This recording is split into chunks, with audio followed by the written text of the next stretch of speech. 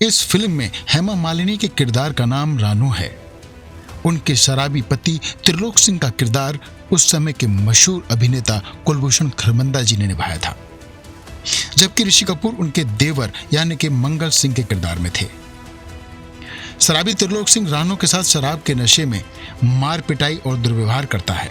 एक दिन त्रिलोक सिंह पर एक लड़की के साथ जबरदस्ती करने का आरोप लगता है। गुस्से में लड़की का भाई त्रिलोक सिंह को जान से मार डालता है। रानू विधवा हो जाती है। समाज उस पर दबाव डालकर उसकी शादी उसके देवर मंगल सिंह से करा देता है। मंगल उम्र में रानू से 10 साल छोटा होता है। गांव में उसकी भी एक प्रेमिका थी जिसका नाम रानी है। रानी का किरदार पूनम ढिल्लों ने निभाया है।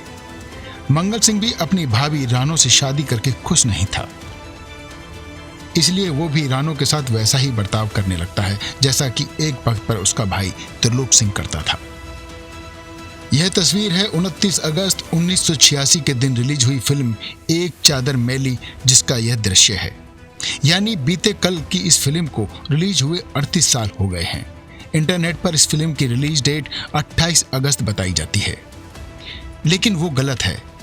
आज इस फिल्म को रिलीज हुए 38 साल हो गए हैं। तस्वीर में आप हेमा मालिनी के साथ ऋषि कपूर को भी देख सकते हैं। ये फिल्म लेखक राजेंद्र सिंह बेदी के इसी नाम के एक उपन्यास पर बनाई गई थी। चलिए इस फिल्म से जुड़ी कुछ रोचक बातें हम आपको बताते हैं। इस फिल्म को सुखवंत डांडा जी ने डायरेक्ट किया था।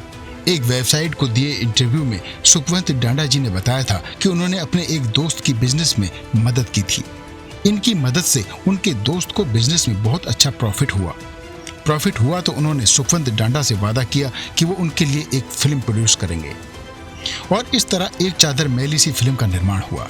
इस कहानी पर फिल्म बनाने के राइट्स भी इसके लेखक राजेंद्र सिंह बेदी जी के पास ही थे। उन्होंने बिना किसी दिक्कत के सुखवंत डांडा को इस फिल्म के राइट्स सौंप दिए। यह बताना भी बहुत जरूरी है कि 1960 के दौरान राजेंद्र सिंह बेदी खुद इस फिल्म को गीता बाली व धर्मेंद्र के साथ बनाने की प्लानिंग कर रहे थे, लेकिन जब 1965 में गीता बाली की मृत्यु हो गई तो इस फिल्म की मेकिंग टल गई। उस समय यह बात भी सामने आई थी कि गीता बाली इस फिल्म में राजेश खन्ना को कास्ट करना चाहती थी।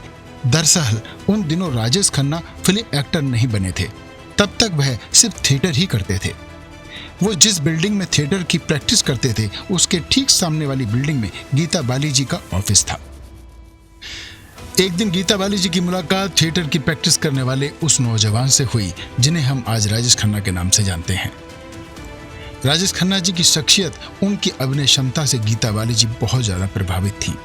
उन्होंने राजेश खन्ना को फिल्म एक चादर मैली सी में काम करने का ऑफर दिया। राजेश खन्ना बहुत खुश हुए। उन्होंने भी गीता बाली जी का यह ऑफर तुरंत ही स्वीकार कर लिया। राजेश खन्ना इंतजार करने लगे कि कब उन्हें ऑफिशियली इस फिल्म के लिए साइन किया जाएगा। कुछ महीनों के बाद एक मैगजीन में राजेश खन्ना जी ने पढ़ा कि इस फिल्म में तो धर्मेंद्र जी को साइन कर लिया गया है। राजेश खन्ना को बहुत दुख हुआ, लेकिन उस समय राजेंद्र सिंह बेदी जी धर्मेंद्र जी को हीरो लेना चाहते थे, इसलिए राजेश खन्ना जी को तब साइन नहीं किया गया। उस समय इस फिल्म का नाम रानो रखा गया था। जिस समय सुखवंत डांडा ने इस फिल्म पर दोबारा काम शुरू किया था, उस समय तक गीता बाली जी को दुनिया से गए 20 साल हो चुके थे। सुखवंत डांडा ने हेमा मालिनी को इस फिल्म में काम करने का ऑफर दिया। चूंकि हेमा मालिनी जी को कहानी बहुत पसंद आई थी, उन्होंने भी फिल्म का ऑफर सहर से स्वीकार कर लिया। कहा जाता है कि धर्म जी हेमा मालिनी जी के इस फिल्म के साइन करने से टेंशन में आ गए थे। उनका मानना था कि यह फिल्म अशुभ है। गीता बाली जी ने यह फिल्म साइन की और उनकी असमय मौत हो गई। धर्म जी ने हेमा मालिनी जी से यह फिल्म छोड़ने को कहा था, लेकिन हेमा मालिनी जी ने यह फिल्म नहीं छोड़ी। हेमा मालिनी जी को इस फिल्म में साइन किया गया था तो कई लोगों ने डायरेक्टर सुखवंत डांडा से कहा कि क्या एक पंजाबी महिला का किरदार निभाने के लिए उन्हें किसी पंजाबी एक्टर्स को नहीं लेना चाहिए था? क्या हेमा मालिनी जी इस किरदार को अच्छी तरह से निभा पाएंगी? लेकिन सुखवंत डांडा को भरोसा था कि हेमा मालिनी जी यह किरदार अच्छी तरह से निभा लेंगी, और हेमा मालिनी जी ने निभाया भी। फिल्म के अन्य मुख्य किरदार थे दीना पाठक, ए.के. हंगल, गीता सिद्धार्थ, अमरीक गिल, आदर्श गौतम, हरजीत वालिया, गोपी भल्ला, सोनी, माखन सिंह, हेमराज शर्मा और सम्मी आंटी। इस फिल्म की शूटिंग पंजाब के नूर महल इलाके में हुई थी। कुछ शूटिंग हिमाचल प्रदेश के पालमपुर में, कुछ हरियाणा के एक गांव में और कुछ मुंबई फिल्म सिटी में हुई थी। जिन दिनों इस फिल्म की शूटिंग पंजाब में हुई थी, उन दिनों पंजाब उग्रवाद की आग में झुलस रहा था। ऐसे में वहां फिल्म की शूटिंग करना एक बहुत बड़ी चुनौती थी। पूरी टीम को पुलिस प्रोटेक्शन दी गई थी। हालांकि शूटिंग के दौरान किसी तरह की कोई अप्रिय घटना नहीं हुई थी और जब फिल्म रिलीज हुई तब इस फिल्म को मिला जुला रिस्पॉन्स मिला था। डायरेक्टर सुखवंत डांडा ने बताया कि जब फिल्म रिलीज हुई तब एक बड़े जर्नलिस्ट ने इस फिल्म की बहुत ही आलोचना की थी, लेकिन कुछ साल बाद उसी जर्नलिस्ट ने इस फिल्म की खूब सराहना भी की थी। कई क्रिटिक्स ने इस फिल्म को काफी अप्रिशिएट भी किया था। हालांकि फिल्म कमर्शियली बहुत ज्यादा प्रदर्शन नहीं कर पाई थी। पंजाब, राजस्थान, उत्तर प्रदेश के कुछ इलाकों में फिल्म का प्रदर्शन ठीक ठाक था, लेकिन ऑल ओवर फिल्म का बिजनेस कुछ खास नहीं कर पाई थी। चलिए अब और कुछ रोचक बातें जानते हैं जो इस फिल्म से जुड़ी हैं। इस फिल्म के लिए हेमा मालिनी जी से पहले रेखा जी को अप्रोच किया गया था, लेकिन उनके साथ मेकर्स की बात बन नहीं पाई।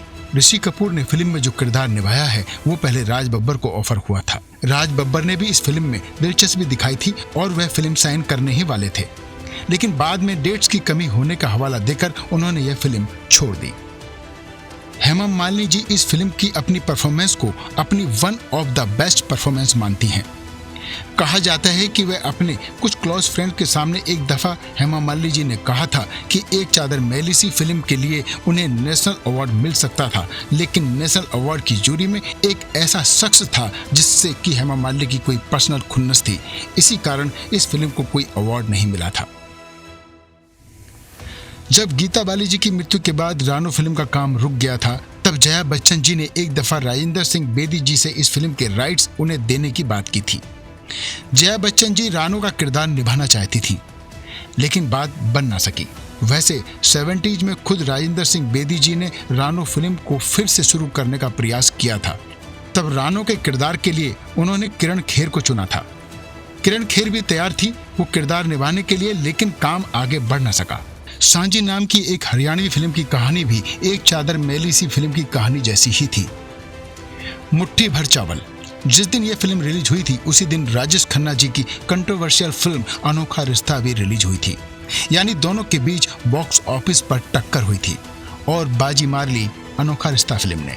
हालांकि वो भी एवरेज ही थी, लेकिन उसका प्रदर्शन एक चादर मैली फिल्म से बेहतर था। एक चादर मैली फिल्म की शूटिंग के दौरान हेमा मालिनी जी गर्भवती थी।